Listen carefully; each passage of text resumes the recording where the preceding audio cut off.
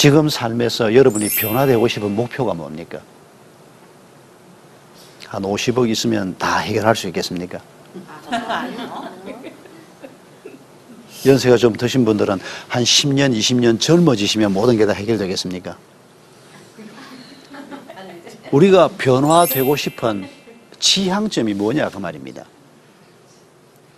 예수 그리스도로 말미암아 변화가 된다. 예, 그거 아주 중요합니다. 뭐 필요한 거 많이 있지만은 그러나 가장 중요한 변화는 예수 그리스도를 통해서 시작되는 변화다. 그러나 목표가 뭐냐가 또 중요합니다. 예수 그리스도 덕분에 막 이 세상에서 집이나 한 칸 얻고 그냥 막 별 탈 없이 잘 살다가 천국 갔으면 좋겠다. 그건 기독교가 아닙니다. 여러분 오늘 이 대한민국 땅에서 기독교가 너무 오해되고 하나님의 나라가 너무 오해되고 있습니다. 여러분 그건 기독교가 아닙니다. 여러분 성경이 뭐라고 말하나 한번 잘 생각해 보십시오. 하나님께서 예수 그리스도의 십자가를 통해서 우리를 구원하시고 우리가 하나님의 백성이 되게 하셨습니다. 제자가 되게 하셨습니다. 그 제자들이 바라보는 목표점이 무엇입니까? 에베소서 1장 4절에서는 거룩하고 흠이 없게 하시려고 아버지께서 우리를 자녀 삼으셨다고 말합니다. 아멘. 거룩하고 흠이 없다는 말이 무슨 말입니까? 예수처럼 된다는 말입니다. 예수님이 거룩하고 흠이 없는 분입니다.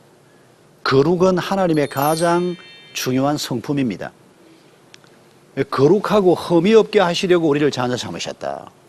우리가 결혼을 하는 문제를 두고 에베소서 5장 26절 27절에서 뭐라고 얘기하는 거 하니까 우리가 결혼을 할 때 그 결혼, 그 사랑의 목표가 무엇인가? 흠도 티도 없는 영광스러운 하나님의 교회로 세우려 하십니다. 여러분 배우자가 있으신 분들은 내 배우자와 함께 내가 이루어야 될 가정의 목표가 무엇인가? 집 한 칸 장만하고 괜찮은 차 하나 사서 애들 막 건강하게 잘 키우고 시집장가 보내고 뭐 자손들이 번창하고 아닙니다 여러분. 그 정도의 꿈을 가지시면 안 된다 그 말입니다. 그게 잘못됐다는 말이 아니고 우리 주님께서 먹고 마실 것을 염려하지 말라. 저 들에 핀 꽃을 봐라. 내가 입히지 않느냐. 저 공중에 나는 새를 봐라. 내가 먹이지 않느냐.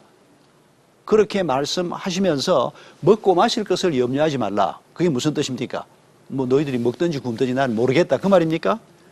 하나님이 먹고 마시는 것은 책임지겠다는 겁니다. 아멘. 그러면서 하나님의 나라와 의를 먼저 구하라.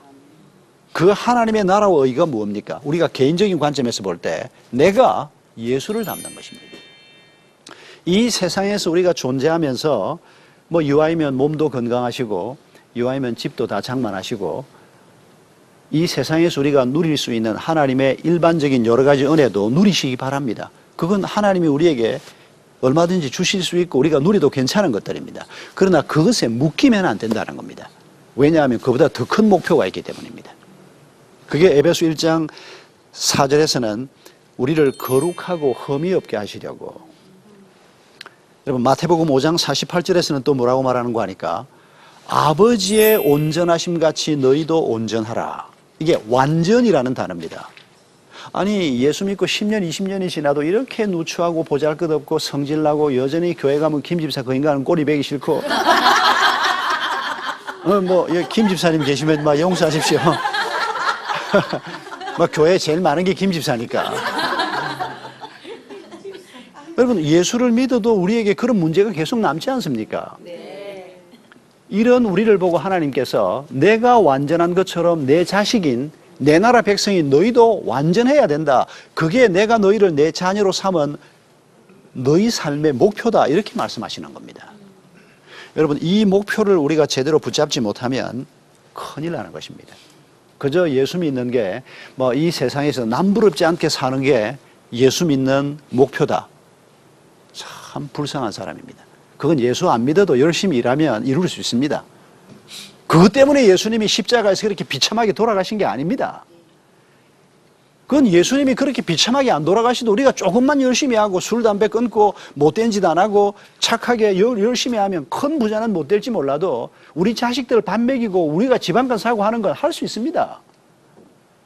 그런데 예수를 믿고 하나님의 이름을 가지고 사는 사람들이 겨우 그런 정도를 가지고 내가 예수 믿는 것이 이게 목표인 것처럼, 하나님이 자기 아들 예수를 십자가에 달려 죽이시면서 시작한 이 변화의 목표가 겨우 그 정도인 것처럼 큰일 날 일입니다.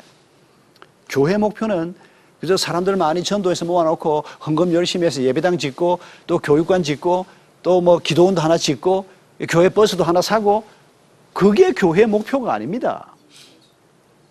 교회에 들어와 있는 그 사람들이 먼저 그리스도를 닮는 것입니다. 그 사람들이 자신의 불행을 극복하고 자신의 상처를 극복하고 예수를 닮아가고 거룩해지고 완전해지는 것이 하나님이 교회를 세우신 목표입니다. 그리고 우리 주변 사람들이 또 그런 하나님의 은혜를 누리도록 하는 것이 교회를 세우신 목표입니다. 교회가 자칫 잘못하면 이 본질적인 목표를 놓쳐버리고 본질이 아닌 비본질, 뭐 건물이 좋으면 좋지요. 이왕이면 우리가 예배하는 건물이 멋있으면 에어컨도 빵빵 나오고 뭐 강단도 건사하고 이러면 좋지요. 그러나 그것도 아니면 어떻습니까? 초대교회 그렇게 능력 있던 가장 아름다웠다고 말할 수 있는 초대교회가 건물이 있었습니까? 없었습니다. 뭐 초대교회가 건물 없었으니까 우리도 건물 없어도 된다? 아닙니다. 그렇게까지 가면 안 됩니다. 우리는 지금 북한 지하교회 교인도 아니고 소득 2만 불을 넘어선 대한민국의 교인입니다. 뭐 나도 집이 없고 교인들이 다 집이 없으면 교회도 전셋집에 살아도 괜찮습니다. 그러나 뭐 우리가 이제 집장만 하기 시작했고 또 한국 교회가 이제 뭐 자기 예배당 갖는 거 그거 나무랄 일은 아닙니다. 그러나 그게 목표인 줄로 알면 안 된다는 겁니다.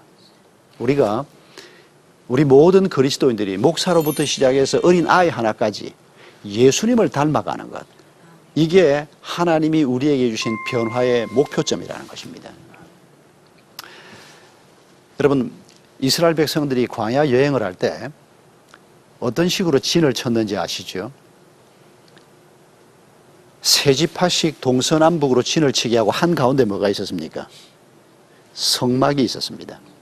성막이 뭡니까? 눈에 보이지 않는 하나님이 눈에 보이는 건물의 형태로 자기 백성 속에 있었던 그 모습이 바로 성막입니다. 오늘 예배당하고는 다릅니다. 오늘 예배당은 성전 성막이 아닙니다. 그냥 예배당일 뿐입니다. 좀 과잉으로 막 그냥 이 성전에 오늘도 우리가 모이게 하시고, 조금 조심해야 할 말입니다. 원래 성전은 그게 아닙니다. 한 중심의 성전을 하나님이 성막을 세우고, 그리고 그 성막을 레위인들이 뺑 둘러싸게 했습니다. 레위인들은 텐트를 칠 때 12지파 속으로 들어가서 텐트를 치는 게 아니고 그 성막을 뺑 둘러싸고 텐트를 치게 했습니다. 다른 지파들이 성막을 쉽게 범접하지 못하도록, 하나님의 거룩을 침범하지 못하도록. 레위 지파는 땅도 안 받았습니다. 농사도 안 짓고 성전 제사만 열심히 참여를 했습니다. 그 레위 지파의 목표가 뭡니까? 레위 지파만 거룩한 지파로 구별되는 겁니까? 아닙니다. 레위 지파 한 지파가 거룩한 지파로 구별이 되고 하나님이 삶의 중심에 있으면서 그 예배 활동, 제사 활동을 통해서 모든 이스라엘 백성들이 거룩한 백성이 되는 겁니다.